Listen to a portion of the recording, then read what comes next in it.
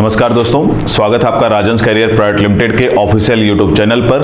मैं हूं सजदर पांडे और आज हम यहां पर देखने जा रहे हैं सामान्य अध्ययन के कुछ महत्वपूर्ण प्रश्न। तो आइए देखते हैं आज के कुछ महत्वपूर्ण प्रश्नों को। सबसे पहला प्रश्न है कि किस संगठन को 3 बार नोबेल शांति पुरस्कार दिया गया है। तो आपके सामने यहाँ पे जो सबसे पहला प्रश्न दिखाई दे रहा है वो नोबेल पुरस्कार से जुड़ा हुआ है और ये पूछा जा रहा है कि यहाँ पर जो 4 ऑप्शन दिए गए हैं उनमें से वो कौन सा संगठन है जिसको 3 बार नोबेल का शांति पुरस्कार दिया गया है। तो बहुत ही महत्वपूर्ण प्रश्न है और ऑप्शन देख लेते हैं। पहला ऑप्शन है संयुक्त राष्ट्र संघ, दूसरा ऑप्शन है रेड क्रॉस की अंतर्राष्ट्रीय समिति, तीसरा ऑप्शन है विश्व बैंक, चौथा ऑप्शन है अंतर्राष्ट्रीय श्रमिक संगठन। तो याद रखेंगे इस प्रश्न का जो सही जवाब है वो है ऑप्शन बी, रेड क्रॉस की अंतर्राष्ट्रीय समिति। वही संगठन है जिसको 3 बार क्या मिल चुका है, नोबेल का शांति पुरस्कार। तो बहुत ही महत्वपूर्ण प्रश्न है दोस्तों, याद रखेंगे। बढ़ते अपने अगले प्रश्न की ओर। हमारा अगला प्रश्न है निम्नलिखित में से कौन सी नेपाल की सबसे लंबी नदी है। तो प्रश्न में आपको ध्यान रखना है कि किसके बारे में पूछा जा रहा है, नेपाल के बारे में। और क्या पूछा जा रहा है, तो ये पूछा जा रहा है कि नेपाल की इन 4 ऑप्शन में से वो कौन सी नदी है जो सबसे लंबी नदी है। सबसे पहला ऑप्शन है राप्ती नदी, दूसरा ऑप्शन है नारायणी, तीसरा है महाकाली और चौथा ऑप्शन है कर्णाली। तो याद रखेंगे नेपाल की इन 4 नदियों में से सबसे लंबी नदी जो हमको दिखाई देती है वो है ऑप्शन डी, कर्णाली नदी। तो ये आपको जरूर ध्यान रखना है। बढ़ते हैं अपने अगले प्रश्न की ओर। हमारा अगला प्रश्न है ओरल पोलियो वैक्सीन का आविष्कार किसने किया था। तो यहां पर आपके सामने 4 ऑप्शन दिए गए हैं, 4 नाम दिए गए हैं। आपको ये बताना है कि इन 4 में से वो कौन सा व्यक्ति है जिसने पोलियो वैक्सीन के ओरल यानी कि मुंह से दिए जाने वाले वैक्सीन का आविष्कार किया था। मुंह से जो लिक्विड के फॉर्म में जो पोलियो का वैक्सीन दिया जाता है उसका आविष्कार करने वाला वैज्ञानिक कौन है, यही यहां पर पूछा गया है। तो 4 ऑप्शन में से पहला है जोनास सॉल्क, दूसरा है जॉन नेस, तीसरा ऑप्शन है लुई पास्चर और चौथा ऑप्शन है अल्बर्ट साबिन। तो याद रखेंगे कि ओरल पोलियो वैक्सीन का जो आविष्कारक व्यक्ति माना जाता है वो है ऑप्शन डी, अल्बर्ट साबिन। तो याद रखेंगे अल्बर्ट साबिन ही वो व्यक्ति है। अगर बात की जाए सिर्फ नॉर्मल पोलियो वैक्सीन का आविष्कारक कौन है तो वो ऑप्शन दिखाई देता है आपका जोनास साल्क। तो याद रखेंगे कि अगर नॉर्मल वैक्सीन का आविष्कारक कौन है, टीके के फॉर्म में जो दिया जाता है वो उसका आविष्कारक है जोनास साल्क। अगर ओरल वैक्सीन की बात की जाए, पोलियो के ओरल वैक्सीन की, तो उसका आविष्कारक आपको अल्बर्ट साबिन दिखाई देगा। ये आपको जरूर ध्यान में रखना। तो बढ़ते अपने अगले प्रश्न की ओर। हमारा अगला प्रश्न है 1993 में डब्ल्यूटीओ कृषि समझौता किस राउंड में हस्तांतरित हुआ था। तो बहुत ही महत्वपूर्ण प्रश्न है, यहाँ पर ध्यान रखेंगे। और ये प्रश्न पूछा गया किसके बारे में, डब्ल्यूटीओ के बारे में। आपको पता होना चाहिए कि डब्ल्यूटीओ क्या है। तो डब्ल्यूटीओ एक अंतर्राष्ट्रीय संगठन है और इसका कार्य या उद्देश्य क्या है, तो इसका कार्य या उद्देश्य है सदस्य देशों के बीच अगर किसी तरह का व्यापारिक विवाद खड़ा होता है तो उस व्यापारिक विवाद का समाधान करना ही इस संगठन का कार्य है। अगर बात करें इसकी स्थापना की तो इसकी स्थापना 1 जनवरी 1995 की हुई थी। और अगर बात करें इसका जो मुख्यालय या हेडक्वार्टर है वो आपको कहां दिखाई देता है, स्विट्जरलैंड का एक शहर है जिसका नाम है जेनेवा। तो वहां पर इसका मुख्यालय है। वहीं अगर बात करें इस प्रश्न में क्या पूछा गया, तो प्रश्न में पूछा गया कि 1993 में डब्ल्यूटीओ का कृषि समझौता किस राउंड में हस्तांतरित हुआ था। तो कृषि समझौते से जुड़ा हुआ प्रश्न है जो कि 1993 में संपन्न हुआ है। वो पूछा जा रहा है कि किस राउंड में। तो राउंड है यहाँ पर पहला ऑप्शन है उरुग्वे राउंड, दूसरा वाशिंगटन राउंड, तीसरा है पेरिस राउंड और चौथा है ब्राजील राउंड। तो इस प्रश्न के हिसाब से सही उत्तर क्या है, ऑप्शन ए, उरुग्वे राउंड। तो उरुग्वे राउंड के बाद ही कृषि समझौता संपन्न हुआ था डब्ल्यूटीओ के 1993 के सम्मेलन में। बढ़ते अपने अगले प्रश्न की ओर। हमारा अगला प्रश्न है निम्नलिखित में से किस खिलाड़ी को ओलंपिक खेलों में सर्वाधिक पदक मिला है। तो ये प्रश्न उससे जुड़ा हुआ है। तो ध्यान रखेंगे कि प्रश्न है ओलंपिक के ऊपर। किसके ऊपर है, ओलंपिक के ऊपर। और आप सभी को पता है कि ओलंपिक जो है एक अंतर्राष्ट्रीय खेल है और इसमें विभिन्न तरह के खेलों का आयोजन किया जाता है। अब यहाँ पर ये पूछा जा रहा है कि इन 4 ऑप्शन में से जो यहाँ पर प्रश्न दिए गए हैं उनमें से कौन सा वो खिलाड़ी है जिसने ओलंपिक के आज तक के इतिहास में सर्वाधिक पदक जीते हैं, चाहे वो गोल्ड, सिल्वर या ब्रॉन्ज हो, तीनों को मिलाकर के सर्वाधिक पदक जीतने वाला व्यक्ति कौन है। तो 4 ऑप्शन देख लेते हैं। पहला है पाओ नुरमी, दूसरा है नादिया कोमांसी, तीसरा है माइकल फेलिप्स, चौथा ऑप्शन है मार्क स्पिट्ज। तो अगर बात करें कि इस प्रश्न का सही जवाब क्या है तो वो है option C, Michael Phelps. Michael Phelps जो कि संयुक्त राज्य अमेरिका यानी यूएसए के एक तैराक हैं। ये आपको याद रखना होगा कि ये कहां से हैं संबंधित है, तो यूएसए से संबंधित हैं और इनका खेल क्या है, तैराक। तो उस खेल से संबंधित है और इन्हीं के नाम विश्व में सर्वाधिक ओलंपिक पदक जीतने का रिकॉर्ड है। तो बहुत ही महत्वपूर्ण प्रश्न है, ध्यान रखेंगे। बढ़ते अपने अगले प्रश्न की ओर। हमारा अगला प्रश्न है किस वर्ष माता पिता और वरिष्ठ नागरिकों का संरक्षण और कल्याण अधिनियम अर्थात मेंटेनेंस और welfare of parents and senior citizen act लागू हुआ। और इस अधिनियम को आपको पता होना चाहिए, एक्ट या अधिनियम भारत सरकार के द्वारा लागू किया गया है जिसका मुख्य उद्देश्य भारत में जो माता पिता हैं और जो वरिष्ठ नागरिक हैं उनको एक तरह से संरक्षण देना है इस अधिनियम का उद्देश्य। अब आपसे ये पूछा जा रहा है कि ये अधिनियम या एक्ट लागू कब हुआ है। तो 4 ऑप्शन है। पहला वर्ष 2002, दूसरा ऑप्शन है वर्ष 2005, तीसरा ऑप्शन है वर्ष 2007 और चौथा ऑप्शन है वर्ष 2004। तो इस प्रश्न का जो सही जवाब है वो है वर्ष 2007, अर्थात ऑप्शन सी इस प्रश्न का सही जवाब है। बढ़ते हैं अगले प्रश्न की ओर। हमारा अगला प्रश्न है, खाली स्थान वह दर है जिस पर वाणिज्यिक बैंक निधियों की कमी के मामले में भारतीय रिजर्व बैंक से उधार ले सकते हैं, यानी कि आरबीआई से उधार ले सकते हैं। तो आपको ये बताना है, यहाँ पे 4 ऑप्शन दिए गए हैं, इन 4 ऑप्शन में से वो कौन सा ब्याज दर है जिसका उपयोग करके सामान्य वाणिज्यिक बैंक आरबीआई से कभी भी ऋण ले सकते हैं। तो यहाँ पर ऑप्शन देख लेते क्या है। पहला विनिमय दर, दूसरा है बाजार दर, तीसरा है रेपो दर, चौथा है रिवर्स रेपो दर। तो इन चारों में से वो जो ब्याज दर जिस पर बैंक आरबीआई से ऋण ले सकते हैं वो है रेपो दर या रेपो रेट, जिस पर कोई भी सामान्य वाणिज्यिक बैंक आरबीआई से अल्प अवधि के लिए कभी भी लोन ले सकता है। ये आपको ध्यान में रखना होगा। तो इस प्रश्न का सही जवाब है ऑप्शन सी, रेपो दर या रेपो रेट। बढ़ते अपने अगले प्रश्न की ओर। अगला प्रश्न है, असम के अहोम साम्राज्य और मुगलों के बीच हुई सराय घाट की लड़ाई किस वर्ष हुई थी। तो बहुत ही महत्वपूर्ण प्रश्न है इतिहास का ये, और किसके बारे में संबंधित है, तो असम के अहोम साम्राज्य। तो यहां पर एक बात और आपको ध्यान रखना होगा कि प्रश्न कभी कभी ये भी आता है कि अहोम साम्राज्य भारत के किस हिस्से में शासन करता हुआ दिखाई देता है। तो अहोम साम्राज्य भारत के असम राज्य के आसपास उनका राज्य क्षेत्र हुआ करता था, मतलब इस क्षेत्र में उनका पूरा नियंत्रण था। किसका?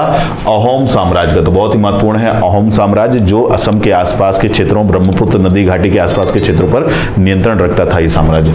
और इन्हीं को जीतने के लिए मुगलों ने एक लड़ाई लड़ी थी जिसका नाम है सराय घाट की लड़ाई। तो बहुत महत्वपूर्ण प्रश्न है, ध्यान रखेंगे। मुगलों और अहोम साम्राज्य के बीच हुई लड़ाई का नाम है सराय घाट की लड़ाई। और यहां पर प्रश्न पूछा जा रहा है कि ये लड़ाई किस वर्ष हुई थी। तो पहला ऑप्शन है 1671, दूसरा ऑप्शन है 1652, तीसरा ऑप्शन है 1635, चौथा ऑप्शन है 1642। तो बात करें इस प्रश्न के सही जवाब की तो वह है ऑप्शन ए, 1671 ही वो वर्ष है जिसमें अहोम साम्राज्य और मुगलों के बीच ये सराय घाट की प्रसिद्ध लड़ाई लड़ी गई थी। और अगर बात करें, आपको ये भी ध्यान रखना चाहिए कि अहोम साम्राज्य जो इसने हिस्सा लिया था इस युद्ध में, उसका जो नेतृत्व करता व्यक्ति है वो बहुत प्रसिद्ध व्यक्ति है, उसका नाम याद रखेंगे। उनका नाम है लचित बरफुकन। तो नाम जरूर याद रखेंगे। लचित बरफुकन जो है वो मुगलों और अहोम साम्राज्य के बीच जो लड़ाई हुई उसमें अहोम साम्राज्य के सेनापति या नेतृत्व करता थे। कौन सी लड़ाई में? सराय घाट की लड़ाई, जो कि संपन्न हुई कब? 1671 में। बढ़ते अपने अगले प्रश्न की ओर। हमारा अगला प्रश्न है, खाली स्थान के कारण खसरा की बीमारी होती है। 4 ऑप्शन दिए गए हैं, वायरस, कवक, बैक्टीरिया या अमीबा। तो आपको पता होगा खसरा या मीजल्स होते हैं, शरीर पर छोटे छोटे दाने आ जाते हैं। आपको बताना है कि ये बीमारी किस वजह से होती है। तो इस प्रश्न का जो सही जवाब है वो है वायरस। तो ये जो खसरा है वो एक वायरस जनित रोग है, वायरस के कारण होने वाली बीमारी है। बढ़ते हैं अपने अगले प्रश्न की ओर। हमारा अगला प्रश्न है, 92 साल तक अलग रहने के बाद रेल बजट को किस साल केंद्रीय बजट में शामिल किया गया। तो बहुत ही महत्वपूर्ण प्रश्न ये भी कि जो आपका रेलवे बजट पर इस बात की जानकारी आपको होना चाहिए कि भारत में वर्ष 1924 से, कब से? वर्ष 1924 से लेकर के ये एक परंपरा शुरू हुई वर्ष 1924 के आसपास कि भारत में आम बजट और रेलवे बजट को अलग कर दिया गया। पहले ये दोनों बजट, आम बजट यानी कि भारत का सामान्य बजट और रेलवे बजट, पहले दोनों एक साथ प्रस्तुत होते थे, लेकिन वर्ष 1924 के बजट से इन दोनों को अलग कर दिया गया। और ये जो अलग हुआ ये कब जाके समाप्त हुआ, तो ये प्रश्न पूछा जा रहा है यहाँ पर। तो 92 साल बाद, अर्थात अगर आप 1924 से अगर ध्यान रखेंगे तो ये निकल के आता है कब? 2000। यहाँ पे देखिए, चलिए पहले ऑप्शन देख लीजिए। पहला ऑप्शन है 2014-15, दूसरा ऑप्शन 2018-19, तीसरा है 2015-16 और चौथा ऑप्शन है 2017-18। तो ये चारों ऑप्शन आपके दिमाग में होना चाहिए। और इस हिसाब से अगर हम बात करें कि 92 साल के बाद, तो इसका जो सही उत्तर निकल कर आता है वो है 2017-18।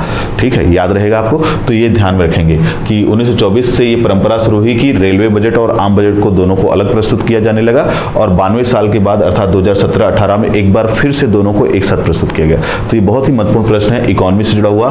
तो प्रश्न को एक बार जरूर ध्यान में रखेंगे। 92 साल तक अलग रहने के बाद किसको? रेल बजट को और केंद्रीय बजट को, यहाँ पर केंद्रीय बजट मतलब आम बजट को फिर से एक साथ प्रस्तुत किया जाने लगा। तो कब प्रस्तुत किया जाने लगा? 2017-18 में। तो ये आपको जरूर ध्यान रखना होगा। बढ़ते अपने अगले प्रश्न की ओर। हमारा अगला प्रश्न है, जब भारतीय संविधान को अपनाया गया तब इसमें कितनी अनुसूचियां थीं। तो संविधान से जुड़ा हुआ एक महत्वपूर्ण प्रश्न है, अनुसूचियों से जुड़ा हुआ प्रश्न है। और पूछा गया है कि कितनी अनुसूचियां थीं उस समय जब भारत के संविधान का निर्माण 26 नवंबर 1949 को कर दिया गया था। तो 4 ऑप्शन है, पहला 12, दूसरा 10, तीसरा 6, चौथा 8। अब हम बात करते हैं, यहाँ पे जो प्रश्न पूछा सीधा उसके उत्तर की बात करते हैं। तो वर्तमान जब बना था संविधान उस समय संविधान में कुल 8 अनुसूचियां थी। तो इस प्रश्न का जो सही उत्तर है वो है ऑप्शन डी। संविधान के निर्माण के समय यानी कि 26 नवंबर 1949 की तिथि के समय भारत के संविधान में कुल 8 अनुसूचियां थीं। और अगर प्रश्न पूछा जाए कि वर्तमान में कितनी अनुसूचियां हैं तो उसका उत्तर हो जाएगा 12। तो इस प्रश्न का सही उत्तर है 8, परंतु वर्तमान में कितनी अनुसूचियां हो गई भारतीय संविधान में? 12। तो ये आपको अवश्य याद रखना चाहिए। बढ़ते अपने अगले प्रश्न की ओर। हमारा अगला प्रश्न है, किस तरह की जलवायु चाय के बागान के लिए सबसे उपयुक्त होती है? तो प्रश्न यहाँ पर पूछा गया है किसके बारे में? चाय के बागान के बारे में। चाय जो है एक व्यापारिक फसल है, पहले तो ये आपको पता होना चाहिए, और इसको प्रायः बागान यानी कि बगीचों के रूप में उगाया जाता है। अब यहाँ पर पूछा जा रहा है कि ये चाय के जो बगीचे होते हैं उनके लिए किस प्रकार की जलवायु की आवश्यकता होती है, तो वो आपको यहाँ पे बताना है। 4 ऑप्शन दिए गए हैं जलवायु के बारे में, और वो हम देख लेते हैं। पहला ऑप्शन है गर्म और नम जलवायु, दूसरा है शुष्क और धूल भरा जलवायु, तीसरा है बहुत ठंडा मौसम, और चौथा है शुष्क और वातिक जलवायु। तो यहाँ पर आप ध्यान रखेंगे कि जो चाय की जो खेती होती है उसके लिए अधिक वर्षा और नम जलवायु की, मतलब एक तरह से ध्यान रखेंगे गर्म जलवायु और अधिक वर्षा मतलब नम। तो इस प्रश्न का जो सही जवाब होगा वो है ऑप्शन बी, अर्थात कि अगर चाय की खेती करना है तो वैसे स्थानों में चाय की खेती होती हुई दिखाई देती है जहां पर थोड़ी सी गर्मी ज्यादा पड़ती है और साथ ही साथ वहां पे वर्षा भी होती हुई दिखाई देती है, यानी कि मौसम वहां का नम होता है। तो गर्म और नम जब मौसम होता है जिन क्षेत्रों का, वो मौसम अनुकूल होता है चाय की बगानी या बागवानी के लिए। तो इस प्रश्न का सही जवाब है ऑप्शन ए, गर्म और नम जलवायु। बढ़ते हमने अगले प्रश्न की ओर।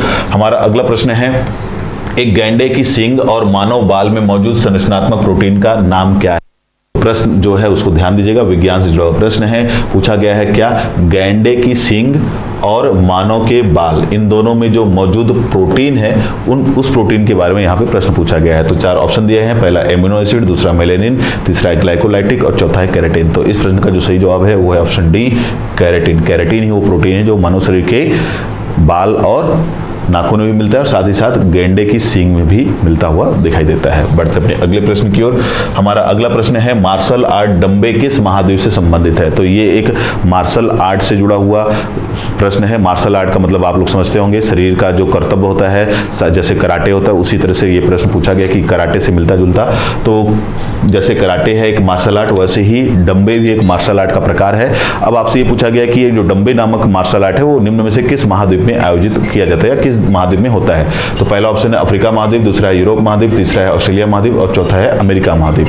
तो इस प्रश्न का जो सही जवाब है वो है अफ्रीका। ध्यान रखेंगे कि मार्शल आर्ट डंबे किस महाद्वीप का ये मार्शल आर्ट है? अफ्रीका का। तो उत्तर है ए, अफ्रीका। बढ़ते हैं अपने अगले प्रश्न की ओर। हमारा अगला प्रश्न है, इथेनॉल का उत्पादन किस प्रक्रिया द्वारा किया जाता है? किसका उत्पादन?